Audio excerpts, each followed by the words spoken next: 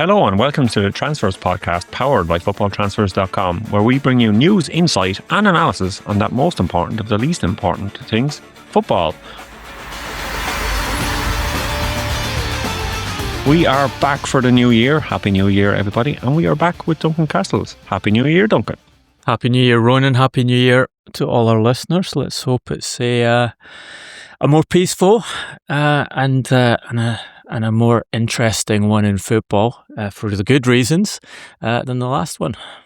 And a prosperous one for your football club as regards trophies. Not money, because we don't really mind too much about whether your football team makes money or not.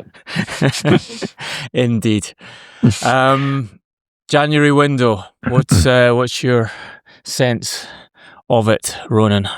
Well, I think the January transfer window, we always see kind of panic buys and clubs kind of trying to save their managers, trying to save their jobs, sporting directors trying to save their jobs, all that sort of thing. We see those sort of deals, but I think even more so in a World Cup year, what we might see is the players themselves maybe pushing for deals, especially fringe players who want to make the World Cup squads, all the Irish players who no doubt want to play at the World Cup after Ireland made the playoff in March, but definitely Scottish players who want to play at the World Cup because Scotland have qualified.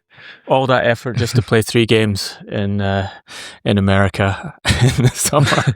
Well, it'll be Mexico for Ireland, so ole is all I can say if we get there. So what are you expecting from this January transfer window? We know the January transfer window has increasingly over the years become the small version, limited deals. We look at last year's total spend in the Premier League. That was £370 million in the January window, which was more than 4 times the 2024 total of 90 million.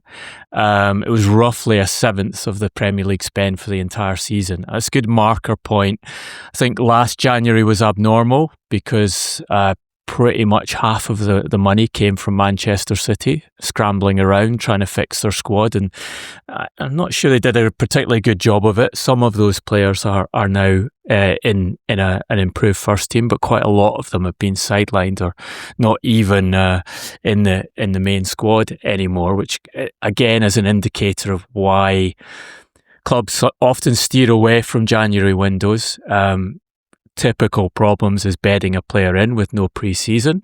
Obviously, you have the context of you don't have any out-of-contract players of interest, so it's harder to secure individuals. And I think this is the second January window where we've had this, but there's additional factor of UEFA club competition since we moved to the 8-game group stage for Champions League, Europa League and Conference League, because all the teams in that competition have played 6 games. They've got 2 more to go. If you're in Conference League or Europa League, you won't be finished until January 29th. And I've talked to sports directors at top clubs and they've said, look, the kind of players we want to secure tend to be at clubs who are in European club competition. And it's really hard to persuade a team that's got a chance of qualifying for the latter stages of that competition and earning tens of millions of euros off the back of that qualification to let go of their best player or their second best player. It just doesn't make sense for them. Rather, they would keep the player, try and get the money from qualification and then talk about a summer deal. So I think that's something UEFA missed when they changed to this longer group stage, and it's one of those unexpected consequences that you get from taking a decision for other reasons. On the other side of that, there is what you highlight. There is those players who are out of contention at their current clubs and want to play in the World Cup. A couple of good examples at Manchester United, which we'll talk about later, and Kobbie Mainoo and Joshua Zirkzee. So those players are pushing for moves, which will tend to be loan moves as an opportunity to put themselves in front of the national team coach and also potentially to put themselves in front of coaches for a summer move. And I think another factor that could see deals being done is you've got a very open Premier League talking to agents about how they see the market in general, they're saying the Premier League seems to be as it is, as it has been for a long time. There's lots of money. There's no issues with resource. Most of the clubs who are in some kind of indecisive position, maybe threatened by relegation or trying to push themselves up for European qualification, are looking for targets. It's just a question of where they can get them from. And I think additional to that Premier League factor are these new Premier League spending rules that we saw voted through before Christmas, which have, I think, basically loosened the purse strings again. It's certainly for the interim period, the first couple of seasons when they come into effect. They're going to allow almost all the clubs to spend more money than even the record sums they spent in the last summer transfer window, in that they moved to this squad cost rule, which is basically squad cost is defined as player and head coach's wages, what you spend on agents' fees, and the amortisation of transfer fees. And that's run against football-related revenue from the clubs, which is most of the revenue with a few exceptions. But what it's been set at is 85% of those football-related revenues can be spent on squad costs. However, there's also a massive cushion around that, which effectively allows any club to go to 115% of revenue before they actually get any kind of points penalty. And the initial penalty for going to 115% or more would be a 6-point penalty. So I can't see this having anything other than an inflationary effect, and anything other than the Premier League becoming even more dominant on the European scene. One other thing, and we like to flag stuff up in advance in the Transfers podcast for listeners to be aware of, is combining that kind of freedom that's being handed to the Premier League in the summer. I think we're also going to see a big wave of deals from Saudi Arabia again. And the reason for that is the first set of signings that the Saudi Pro League made are coming to the end of what were predominantly 3-year contracts.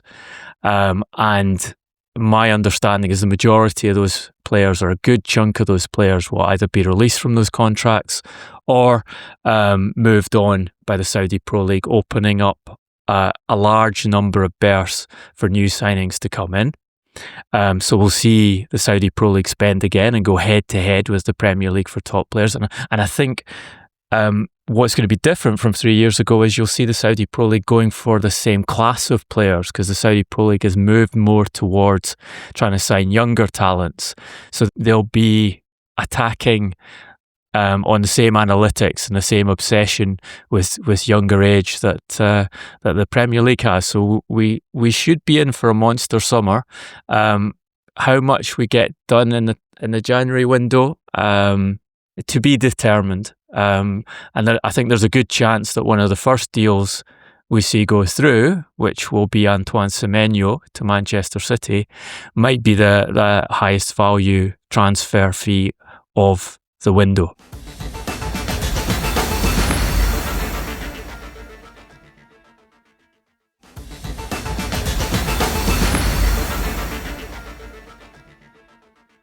What you're going to see from the summer, I think, is more spending, like you said, but it kind of remains to be seen whether that more spending will happen in January or whether clubs will continue to be cautious. And we've seen Man City probably not being cautious in previous windows, but a lot of other clubs they like to do their business in the summer. They have these sort of maybe season-long plans or more medium-term plans, and you don't see maybe as busy a January as we saw from Manchester City last season, but things can change. The players can get injured.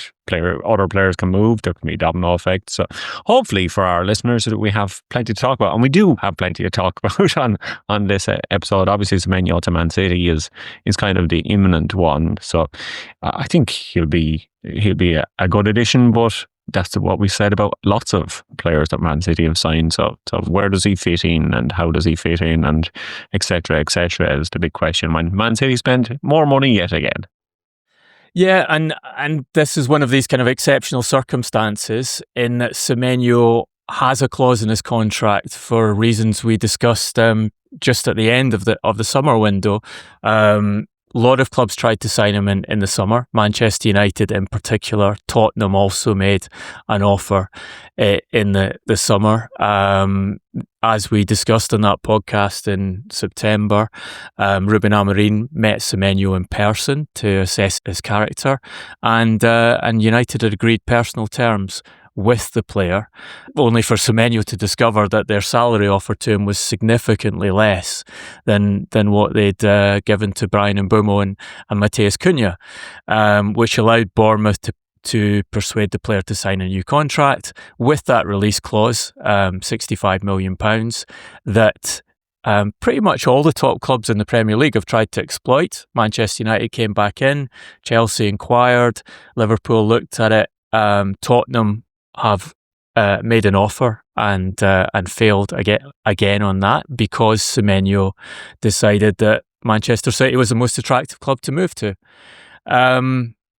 Little tweak in that deal, I understand, is that Bournemouth expect to keep the player for their next two games against Arsenal and Tottenham Hotspur.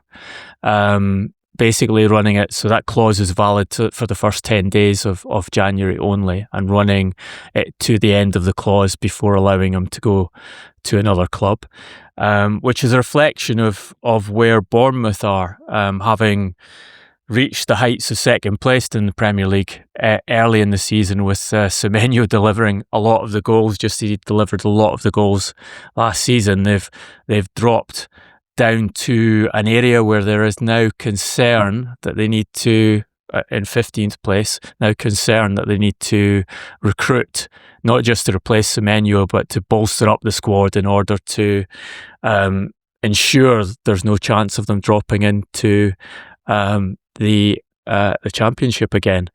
They have tried for Brennan Johnson as a direct replacement for Semenyo, but Johnson decided to move to Crystal Palace instead.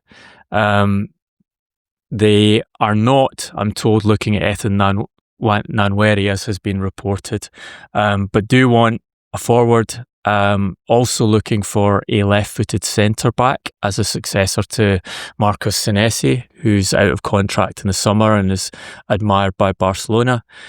And there are some concerns I hear about the performance of the goalkeeper, Jordi Petrovic, so maybe not impossible that they look to improve in that area of the pitch as well. Brennan Johnson, I think, also a really interesting deal, given that he was Tottenham's top scorer last season, 16 goals from 46 Premier League and Europa League appearances.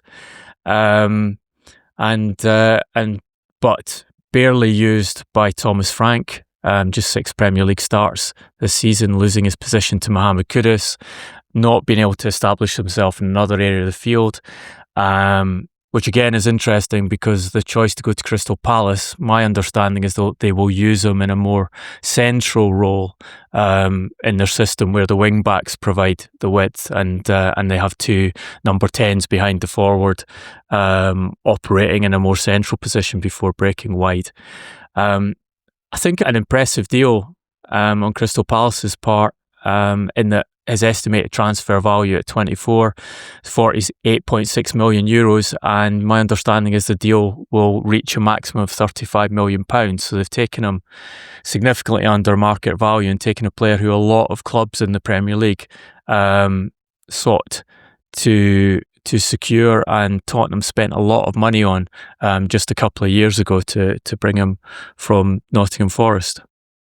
Yeah, I think he'd be a clever signing. He's obviously kind of shunned for Wales at times, but looking at what he did just last season for Tottenham, you can see that he still has the talent to be like a top quality Premier League player. He scored 11 Premier League goals last season. I think you said it was 18 in all competitions last season. He scored in the Champions League. So this is a player who we know has the ability. He's just not getting the game time at the moment, and it's probably going to be maybe a good move for all parties involved in this one. And yeah, it should be good for Wales heading into their World Cup playoffs to have him playing and fit and firing again. And fascinating, the little dynamic in that Brentford tried for, I think, over 2 years to sign Johnson, and Thomas Frank obviously intimately involved in that work and trying to persuade the player to go there, and then he finally gets to work with them and ends up sidelining him. But maybe as the player who scored the goal that finally won Tottenham a trophy, he had to be punished in some way for messing with the Tottenham way. Yeah, it's a karmic retribution, I think. I think they call that one. Yeah, so it could be a busy time for Bournemouth this month. So it'll be interesting to see where they move, because like you said, they do see kind of holes or weaknesses in the squad that they want to improve. So maybe we'll see these sort of teams that are in somewhat of contention that want to kind of push on that next little bit. Maybe they're the sort of teams that we could see getting loan moves or temporary moves to fill that gap and push them to that maybe slightly next level. Well, look, Bournemouth have an excellent record in recruitment over the last couple of years. We know how much they sold, setting a record for the club in terms of sales in the summer that were forced upon them. So yeah, it is interesting to see what they do with that kind of recruitment expertise, where they look at. They've tried to take a proven Premier League player and they've failed on that because he's chosen to remain in London and go to Crystal Palace instead. But they do tend to shop well, and we know they've got lots of money with which to invest in players.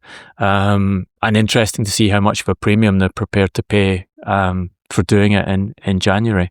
You can look down the division as well to a club that seriously is threatened by relegation in West Ham United, 18th in the Premier League, 4 points adrift of safety, and no David Moyes to bail them out this time.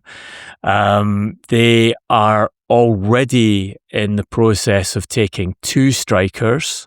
They have a deal in place with Lazio, which I understand to be worth 29 million euros for Tati Castellanos, their Argentine international striker, who scored 14 times in 40 Serie A and Europa League games last season, but has been on the fringe of the team at Lazio this season. Interesting in that if you look at the analytics on Castellanos, who kind of established himself in Major League Soccer with New York City, scoring very highly there. He's relatively slow and low stamina analytics for a Serie A forward, which the cynics would say will fit very well with West Ham's current squad, but doesn't really seem to be the best idea of changing it. Estimated transfer value not far off the fee that's been agreed, 25.2 million euros. And then there's a second deal there, which is I think a calculated risk would be a way to describe it, which is Pablo from Gil Vicente, a 21-year-old Portuguese striker who also has Brazilian citizenship. His father, Peña, was a former top scorer for Porto, but Pablo was born in Braga while his father was playing in Portuguese football. He's scored 9 goals in 12 Liga Portugal games this season for a relatively lowly club. It's described to me as a type of Diego Costa style centre forward, very physical, powerful, a good project player, but like a couple of people I've talked to about him who have been positive about him as a player wonder whether West Ham United is the right place for him to make that first move to a high focus top tier team. The deal transfer fee to Gil Vicente is being mentioned at 20 million euros. Because he's only really just broken into Portuguese football, his estimated transfer value comes on the SciSports system comes out at 1.9 million euros. So that's some kind of index of the degree of risk involved in this move. And one other deal that West Ham United are pursuing is Adama Traore from Fulham. Obviously a player that Nuno Espirito Santo knows very well and has had a very successful period with. Someone that Nuno tried to sign for Nottingham Forest in the close season when the asking price from Fulham was about £10 million. What West Ham are negotiating with Fulham at present is a fee, basically a nominal fee of less than £1 million for a player who'll be out of contract in the summer. I think the most complicated part of the deal, given that he's essentially out of the squad at Fulham at present, is going to be his wages. He's on a contract that pays him £120,000 a week at Fulham, one of the highest paid players at the club, and that I'm told it's unlikely he will be prepared to take a cut in his wages to move to West Ham. So they've got a decision to make there. That's a lot of bottles of baby oil that you buy for 120,000 a week. I had to say it. I couldn't. You just set me up. I just had to say it. But you're looking at these these forwards that West Ham are bringing in. You've seen kind of so many forwards, so many strikers go there and fail. And I'm not that sold on your description of either, to be honest, because they had maybe a talented young slow striker in Evan Ferguson who did nothing last season, and then now they're signing a guy that's all potential and we haven't really seen much. And I think that's why Pablo's ETV is just 1.9 million, because ETV obviously takes into account your experience, what level you've played at, how you've been developing, and obviously some guy that's just kind of broken through could be a flash in the pan like we've seen before, or could be a great signing long term for West Ham, but it's a massive gamble. Yeah, and to bring in two who, from an external perspective, you can't be sure of either of them delivering immediately. But if you bring in two, then you've got to work out how you share the game time to try and see if they make it in the Premier League. So perhaps a second complication there, but West Ham do not have their troubles to seek at present, and they've through the recruitment over a sustained period of time, which is probably some of the most scattergun recruitment in the Premier League these days. They're probably the club least focused on analytics. We've talked many times in this podcast how essentially this obsession with physicality and past performance, statistical performance, has resulted in clubs having very similar recruitment lists. If you look at one club who they want for striker, tends to be quite common.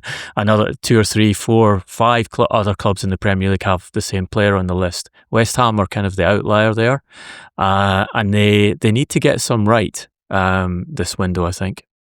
Yeah, it's a bit like in the NFL, the American football, there's a meme that goes around every time the Cleveland Browns get a new quarterback. His name gets added to the jersey, and there's a guy and he has about 30 different names on the back of his Cleveland Brown jersey. So different quarterbacks that they've tried and failed with. So West Ham are that, but for footballers. So if you are going to get a new West Ham kit for 2026, maybe get someone that's in a different position. Maybe get a midfielder or defender or something.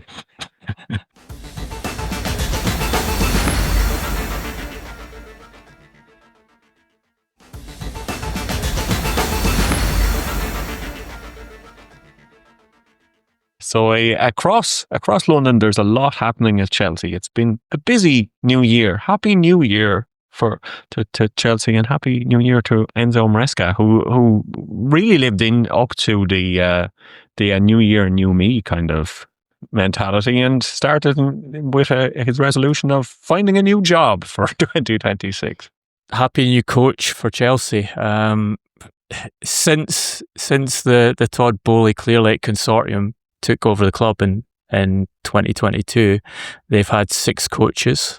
and headed for their 7th. Thomas Tuchel lasted 4 months, inherited.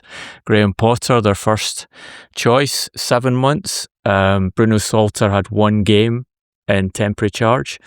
And it looks like they're going to have Callum McFarlane, their under-21s coach, added to that list in taking charge of at least 1 game, which would be Manchester City on Sunday. You had Frank Lampard brought back for 11 games as interim. Mauricio Pochettino managed 1 season. And Maresca, the great survivor, a year and a half and 92 games, 2 trophies in UEFA Conference League and then the inaugural FIFA Club World Cup, and then fell out big time with Chelsea over several matters which we're becoming more aware of as the debris of this. I think it's as close to a consensual exit as we see in Premier League. I mean, Chelsea in their statement even cited Maresca, saying with key objectives still to play for across 4 competitions, including qualification for Champions League football, Enzo and the club believe a change gives the team the best chance of getting the season back on track. Fascinatingly, a clause in his contract which obliged him to inform Chelsea if he had conversations with other clubs.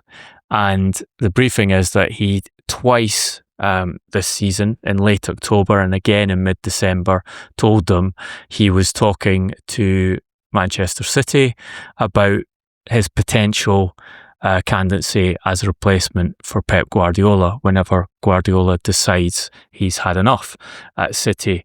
Also conversations with Juventus during that period. Conflict over the club preventing him from publishing a book that he was keen to get out about his career to date, and Maresca speaking in an event organised by Gazzetta dello Sport without the club's permission.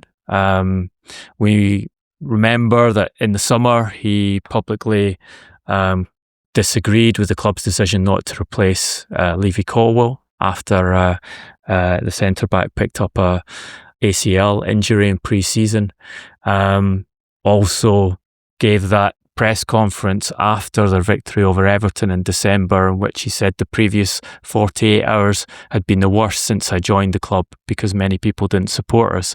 And the guidance says that what he was referring to there was Chelsea's pressure on him to use certain players and not use other players.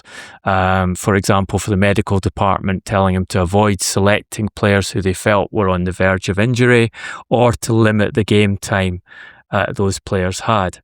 I mean, none of this will come as a surprise, and obviously Maresca knew that was the shape of the Chelsea project, as they like to call it, when he moved in, that the coach is very much subservient to the recruitment strategy there, the multiple sports directors they have, and the policy that's been enforced upon them to a certain extent by Premier League spending rules of turning over the squad at a high rate, and not just spending on transfer fees at an unprecedented level, but also moving players in and out regularly in order to take advantage of the amortisation rules in order to come under the Premier League and UEFA spending limits. So for Maresca to take offence to the way that operated, I think shows a lack of foresight on his part, or potentially it underlines where Chelsea are as a football club these days. If you are a top manager, and Enzo Maresca believes he is a top manager and he is being courted by Manchester City, then you see Chelsea as a stepping stone, maybe the last stepping stone to one of those top jobs, because you don't have the same authority as a coach as you would certainly as Pep Guardiola has at Manchester City, or as Arne Slot has had at Liverpool in being backed by the club when Mohamed Salah went to war with him just before the transfer window.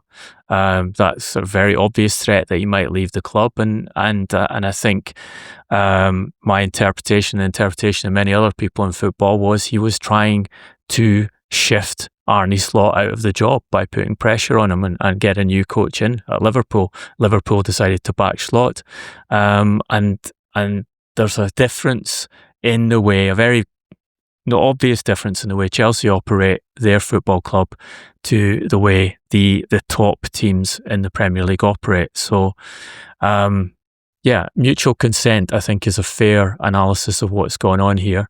And Chelsea in fifth in the Premier League, 15 points behind Arsenal, and Maresca, having picked up the Manager of the Month award in November, has won just 2 of his last 9 games.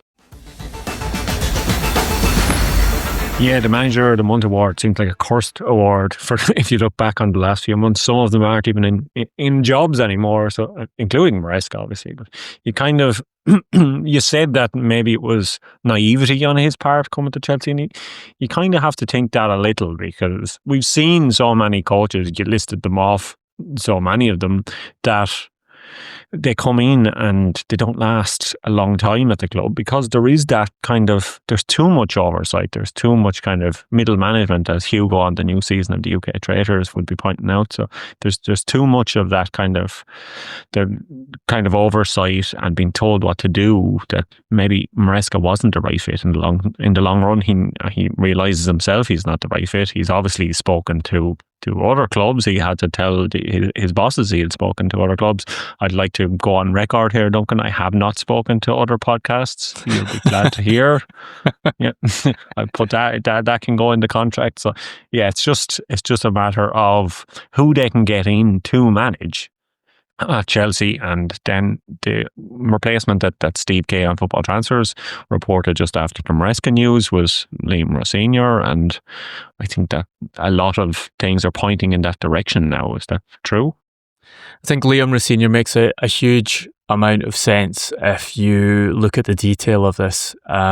He has been at Racing Strasbourg since the summer of 24. He had an exceptional first season there. Lots of problems to begin with, which is not surprising given the way that club is set up as part of Blue Co's multi-club organisation. The distaste that's left with the support of that club, and the turnover of players there, which is clearly designed with Chelsea's interest as a priority rather than Strasbourg. Strasbourg get good players off the back of it, but the first element in all the decision making is about what suits Chelsea's development process, and what suits their budgeting, and what suits their the manner in which they fit in with financial fair play rules. So difficult start to the season. In the end, got the team as high as 4th place into the Champions League places with just 6 games to play in France, and ultimately finished 7th to qualify for the Europa Conference League. This season, in that Conference League, they are top of the group stage with 5 wins and 1 draw. Had a good start to League One this season, and were as high as 3rd in October, and drew 3-3 with champions Paris Saint-Germain, having been 3-1 up in that game. They're currently 7th on a poorer run of form. But I think Rosenior has definitely enhanced his credentials as a coach during his time in France. He started at Brighton and Hove Albion while he was still a player at the club, working with the youth teams there, focused on getting his pro badges at a very young age, and focused on becoming a top manager from a very young age, and looking at great detail and constantly improving himself in that domain. Was asked by Wayne Rooney to be his assistant at Derby County, and when he was assistant to Wayne Rooney, he was essentially running the training and the tactical side. Wayne Rooney was the face of the club, involved in the tactics to a certain extent, but the coach, as you see with many big name players getting jobs in football these days, they delegate the nuts and bolts of daily work to someone else. In this case, it was Liam Rosenior. When Rooney left Derby County, Rosenior stayed on at a period when the club had huge financial difficulties, had a strong start to the season as manager, and the owner decided to change coaches to a coach she felt was better focused to League One football. Rosenior then was picked up by Hull City, where he again produced consistently strong performances, taking them to the verge of the Championship playoffs, from near the bottom of the division to the verge of the Championship playoffs, and was again dismissed by a somewhat erratic and unpredictable owner before going on to Strasbourg. Now, key here, I think, is if you look at the relationships and the reason he was appointed at Strasbourg, he is close to Sam Jewell, Chelsea's Director of Global Recruitment, and also to Paul Winstanley, the co-sporting director at Chelsea, both of whom former Brighton employees who worked closely with Rosenior when he was at Brighton as a player and then a coach. And I can tell you, at Brighton, he was incredibly well regarded by the ownership group there, and has been on the list to come in as manager through their last set of appointments. And I think that one of the main reasons why he hasn't got the Brighton job is the timing hasn't quite been right. Brighton felt he didn't quite have enough top level experience for him to bring in, but they saw the talent from an early stage and have had him listed for a long time. You also have Lawrence Stewart as co-sporting director at Chelsea, who was an analyst at Hull City with Rosenior, and they spent a lot of time working together, analysing football, discussing tactics during that period. So basically, close relationships before he ever joined Blue Coal with three of the key recruitment figures at Chelsea, and obviously those relationships sustained and have been working through them through his time at Strasbourg, where he has done really strong work developing the young players that Chelsea Blue Coal have handed him. He's super flexible as a coach. He wants to play attractive football, but he's not scared about being defensive when he needs to be. And the recent interview, he talked about this and said, in England, we need to be more educated in the way we see the game and not be so short term. It's not a beauty pageant as a coach to say, oh, I play this way. There's a relevance and a reason why you play the way that you do. I adapt. We change the system every game, off the ball especially. I played a back five, a back three, a back four, 4-3-3, 4-4-2. That's good for the players' development as well. And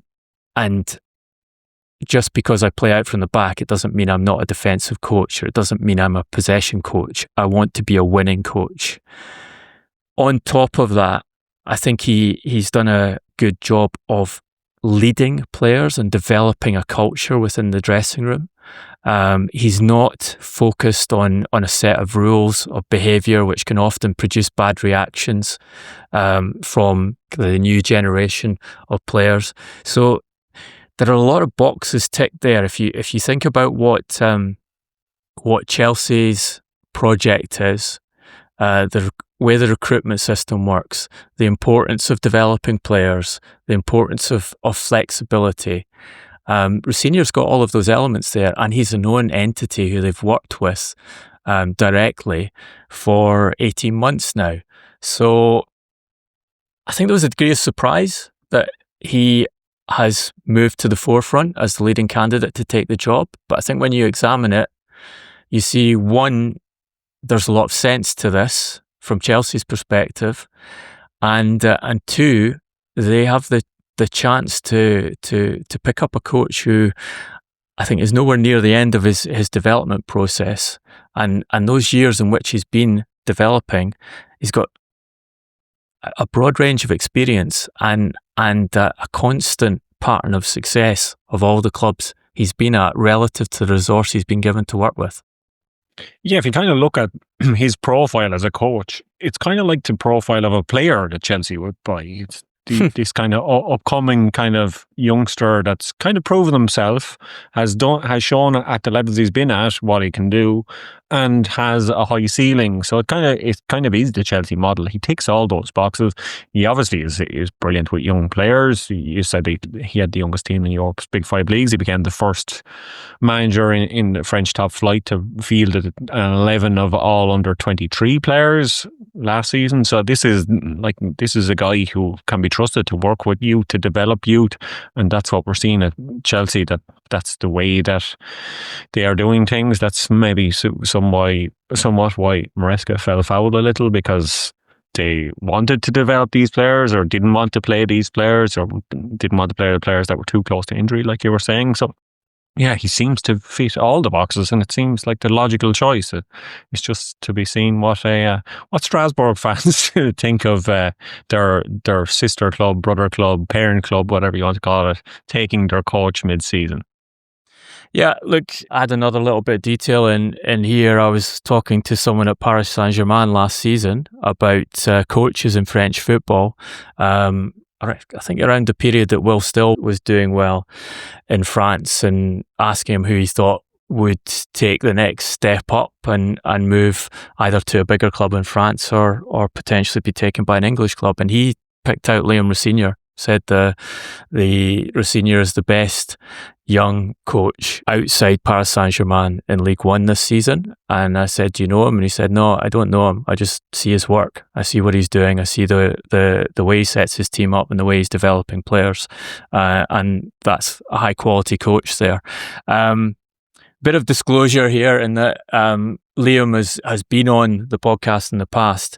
Look, he's a super intelligent guy, and that degree of focus on establishing himself as a manager is absolute. And I don't know when I first spoke to him, maybe about 6-7 years ago while he was still at Brighton. You could see the talent and the direction he was headed in there, and it's kind of appropriate that he's being talked about as the leading candidate to take over at Chelsea today on the 2nd of January, because today would have been the 57th birthday of Ian McGarry, my former collaborator on this podcast. And Ian essentially worked as a mentor to Liam. Got to know him at Brighton and was guiding him through the process of becoming a coach, and helped him with his media profile, for example, writing columns for The Guardian, which if you're a Chelsea fan, you haven't read those columns, it's worth digging them out. There's some very interesting ideas on football in the world in those columns, including a fine analysis of Donald Trump from several years back. And Ian, when he was a football journalist, he was most famous in his career for his reporting on Chelsea, particularly during the Roman Abramovich era. And I can just imagine the delight he would have learning that Liam had worked himself up into a position where he was the lead candidate to be the next coach of Chelsea. Yeah, it's a strange kind of fate how things work out like that. But hopefully Ian is somewhere looking down and kind of admiring from afar or laughing from afar about how things worked out. And yeah, as always on the podcast, we think of him today especially, but always. At the top of the show that we would speak about Manchester United, so I think now is the time to talk about Manchester United. And yeah, two of those players that you mentioned, Zirkzee and Mainoo, they are want to put themselves in the window to play at the World Cup, or to start at the World Cup. So we could see moves for those two this month. Yes, I think both of those very much driven by the players. Ruben Amorim's talked about how he doesn't want anyone to leave the club in this window unless he gets replacements in. We know Manchester United heavily focused on improving in central midfield. Also need to strengthen in defence, but central midfield a priority position for them, and they're looking top top end of the market. Ideally Premier League experienced players like Elliot Anderson at Nottingham Forest, Carlos Baleba, who they tried for in the summer and felt the price was too high, and Adam Wharton at Crystal Palace, three of the strong candidates. Unlikely they'll get any of those in this window. Difficult for them to do it from the perspective of persuading the other clubs at this time for the reasons we've talked about above and the cost involved. But they do have this pressure, which is the pressure of players who want to secure their place at the World Cup that you mentioned at the top of the podcast. Zirkzee, super difficult time at Manchester United. For those who remember the podcast when we talked about Zirkzee coming to the club, Aurelio Capaldi discussing what he thought of the player and whether it was a good option for Manchester United to sign him, and his answer was he didn't think he was the right solution for United in the Premier League, and he's been proven to be accurate. The strongest interest there is from Roma, who, as I am told, are basically feel they can take advantage of the situation with Zirkzee pushing for a move. They don't have a lot of financial resource to play with at present, and they want to focus that in the summer window. So their aim would be to take the player on loan with an option to buy in the summer, and essentially give themselves a free look at the player back in Italy. And Kobbie Mainoo, again, Italian option there in Napoli, in Champions Napoli. Antonio Conte likes him as a player.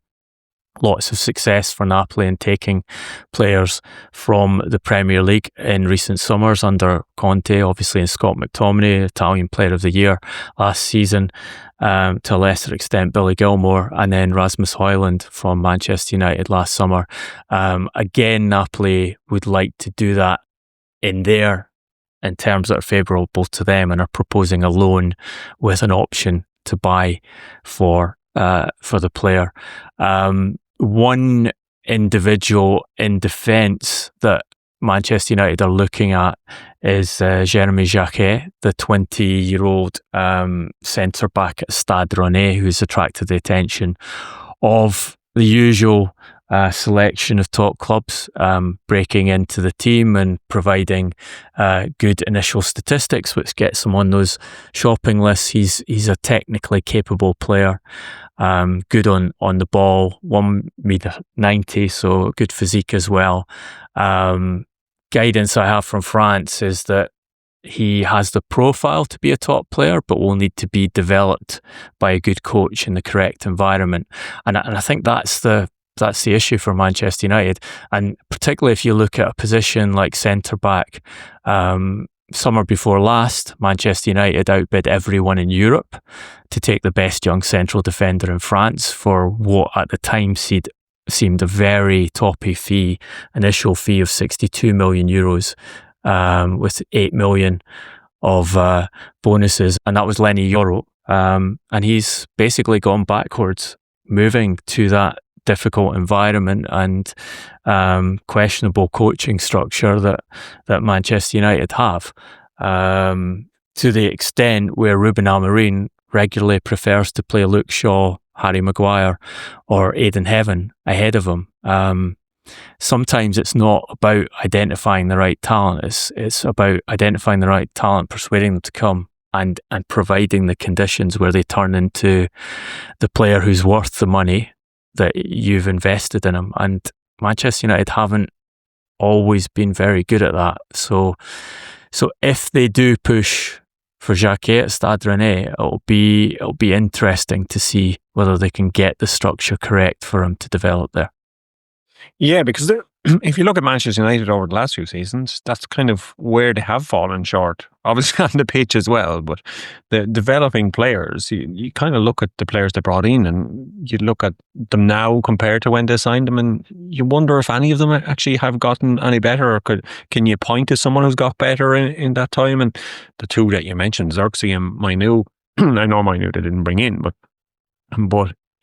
there was a time where he was being hailed as the next great thing and the future of England midfield, and he's kind of gone backwards a bit. Zirkzee, like Aurelio Capaldi expected, was not going to be a success. You look at the new signings they had in the summer, Benjamin Šeško particularly, we said on the podcast that he was very raw and inconsistent and he mightn't be a success, and definitely has not been so far. So you kind of wonder when they do sign these players, and if they do get Jacquet, how he is going to develop as a player.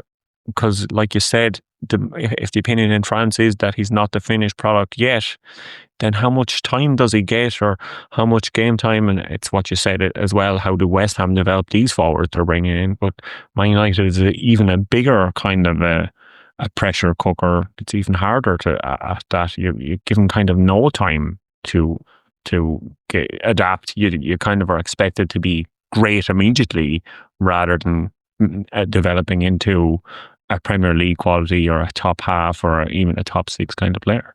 Yeah, I think probably the two I would say have developed and did do well at Manchester United are Alejandro Garnacho, who at one point was headed in a trajectory where you could see him moving to Madrid for a big transfer fee in a couple of years' time. But then that was killed, stone dead, by the interaction with Ruben Amorim, and they end up selling him off to Chelsea at what was essentially a heavily discounted fee.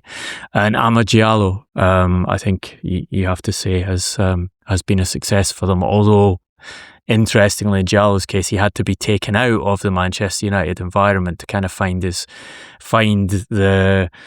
level that had initially provoked them to take him from Atalanta. Maybe some Manchester United fans would say that Sen Lomans has developed at the club. I would say it would be fairer to argue that he has had an impressive start, but I think more recent games you see some questionable play from him of the level you'd expect from a very young goalkeeper. Who really didn't have a huge amount of experience when United signed him, being placed into that environment, and hopefully he'll recover for that and go back onto the correct trajectory. But talking to people in Belgium before he signed, their view was very much this guy is on the route to be a top international goalkeeper, but he needs to choose his next career move well. If he goes to Manchester United, there's a risk that he gets eaten up by the environment there. If he chooses a mid-table Premier League team, if he was to get to a Brighton or a Brentford, somewhere like that, then he could really develop out of the harsh headlights, will be a success there, and then the next move will be to Manchester United, City, Arsenal, somewhere like that. So it's obvious that it's a difficult place to play, and Ruben Amorim's talked about it being a difficult place to play. Yeah, and it's a difficult place to coach for him too. I think if Rosenior does get the Chelsea job, it'll be interesting to see that kind of comparison there. Because like you said, Rosenior is someone who isn't kind of tied to a particular formation, a particular style, and it'll be interesting to see how he adapts or how he changes things up at Chelsea and how that kind of compares and contrasts to Amorim's kind of insistence on the way he plays, and this will be successful in the long run. Yeah, look, and we've talked about how Rosenior makes a lot of sense from the Chelsea project perspective. And I think if they do decide to go down that line, it is something that can work for them. But I also think there's an element of risk involved for Rosenior in taking that job, because it pushes him onto a platform and a level of expectancy, and surrounded by a system that clearly is not the most supportive of coaches. We see that in what's happened over the last few years. We see in what happened pre the Americans taking over Chelsea as a football club. So he will be taking on a big challenge there, and he's capable of succeeding there. I think one of the things that'll become very evident if he does get the job is that level of intelligence and ability to communicate. He'll be a superb representative for the club in press conferences, which these days is ironically one of the big factors that clubs look at when they're making decisions on managers, for them to be the correct face of the club. Just since we've gone back to Chelsea, I should mention that the Porto coach, Francesco Farioli, I'm told was on the short list to become Chelsea coach. Highly unlikely that he would leave Porto at present, given that he moved there in the summer after a strong season at Ajax where he should have won the league, but the team imploded at the end of the season and he chose to move away from the project. Joined up with Porto, who had tried to recruit him midway through that season at Ajax, and they are currently unbeaten and 5 points clear at the top of the Portuguese league. He has a release clause in his contract which would cost up to 20 million euros to execute, so an expensive hire, and I'm told very strongly involved at Porto at present in that project with the president, Andre Villas-Boas, the previous Chelsea assistant and full coach. And that also we should mention that Porto have one of the targets for this January window for Tottenham and a number of clubs in the Premier League, and targets for the summer window in Samu Agiowa, their striker who scored 13 in 18 League and Europa League games this season. Estimated transfer value of 70.8 million euros, almost joined Chelsea a couple of summer windows ago before problems with the medical.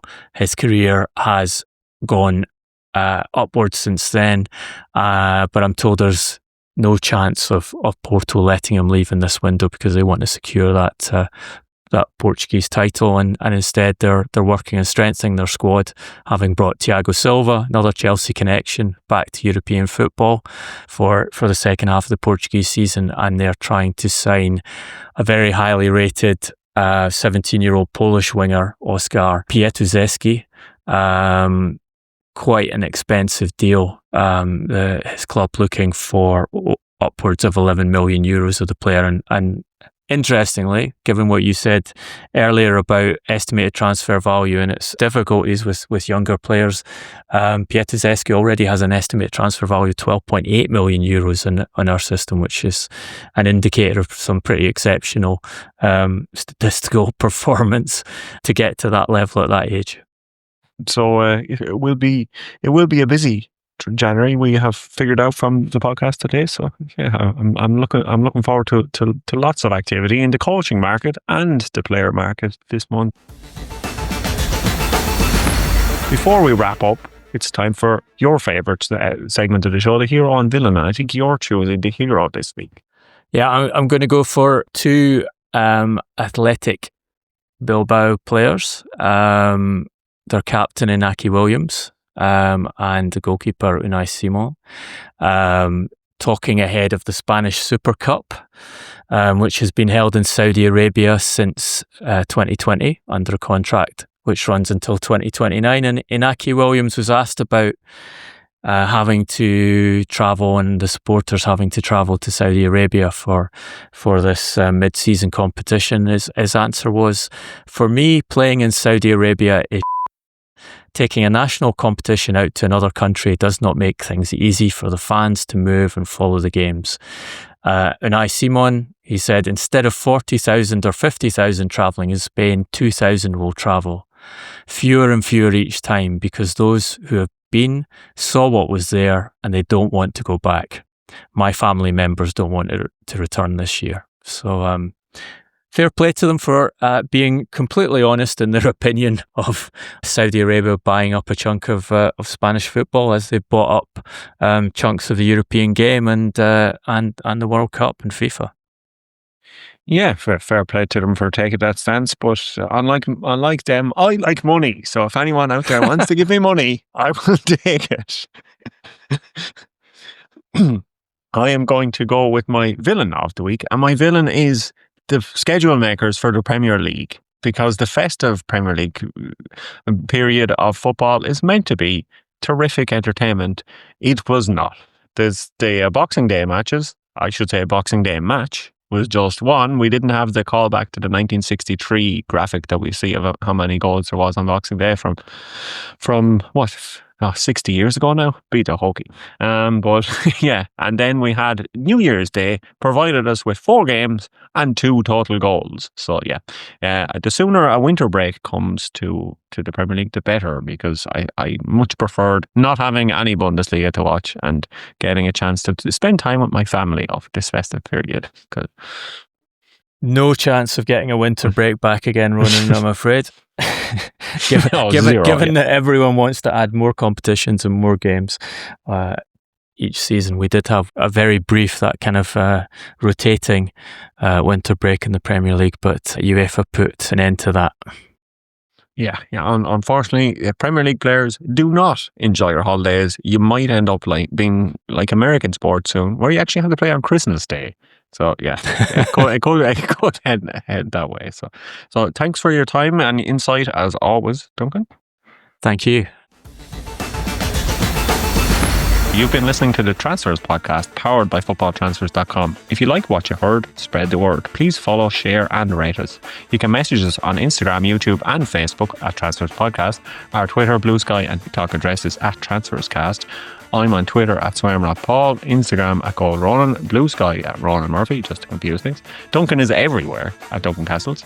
Our production is by Mark Caulfield at Pro Podcast Production, and our music is by Mark Caulfield and David L. Stay safe, be well, and thank you for listening. He did the transfer window. He and McGarry, who left us, it was a blow for a couple of years. Duncan was low. Now he's back with a new show. It's called The Transfers. It's where everyone's gonna go. The transfers, the transfers, the transfers. Where everyone's gonna go. Where everyone's gonna go. The transfers, the transfers, the transfers.